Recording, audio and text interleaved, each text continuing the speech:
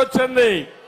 కడాన అప్పుల కోసం మీరు చూస్తే మద్యాన్ని తాకట్టు పెట్టి 25,000 కోట్ల రూపాయలు తెచ్చారంటే ఈ డబ్బులు ఎవరు కట్టాలని అడుగుతున్నా. అంతేకాదు ఎంఆర్ఓ ఆఫీసుల్ని, కలెక్టరేట్స్ ని, రైతు బజార్ను తాకట్టు పెట్టి అప్పులు తెచ్చే పరిస్థితికి వచ్చారు. ఇప్పటికే మీరు చూడండి, బాధుడే బాధుడు, అన్ని పెరిగిపోయినాయి. పెట్రోల్ డీజిల్ పెరిగిందా లేదా అని మిమ్మల్ని అడుగుతున్నా. కరెంటు ఛార్జీలు పెరిగాయా లేదా అని మిమ్మల్ని అడుగుతున్నా. నిత్యావసర వస్తువుల ధరలు పెరిగాయా లేదా అని మిమ్మల్ని అడుగుతున్నా. చెత్త మీద పన్నేసాడా లేదా అని మిమ్మల్ని అడుగుతున్నా. ఆస్తి పన్నేసాడా లేదని మిమ్మల్ని అడుగుతున్నా. ఇతనిచ్చేది 15%. కానీ రూపాయి పెడితే 1000 రూపాయలు పబ్లిసిటీ ఇచ్చుకునే రకం ఇతను. చేసేది గోరంతా, పబ్లిసిటీ కొండంత.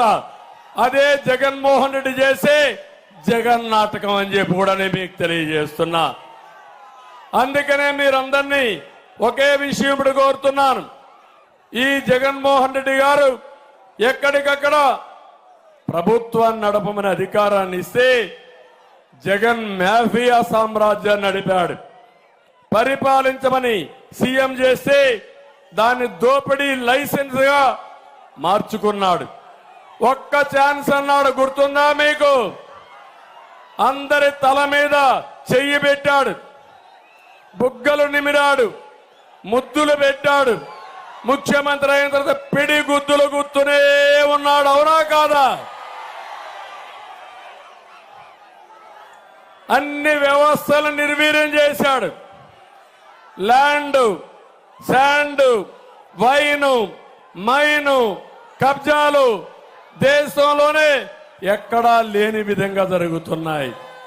మెడ మీద కత్తి పెట్టి ఆస్తులు రాయించుకుంటున్నారు. ఇది న్యాయమా అని మిమ్మల్ని అడుగుతున్నా.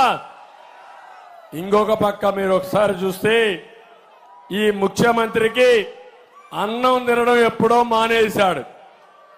జగన్కి అల్పాహారం ఇసుక, మధ్యాహ్న భోజనం మద్యం, అదే మారిగా మైన్స్ వచ్చి రాత్రి డిన్నర్ ఇతనికి. ఈ విధంగా అలవాటు అయిపోతే ఇంకేమవుతుందో మీరే ఒక్కసారి ఆలోచించుకోండి.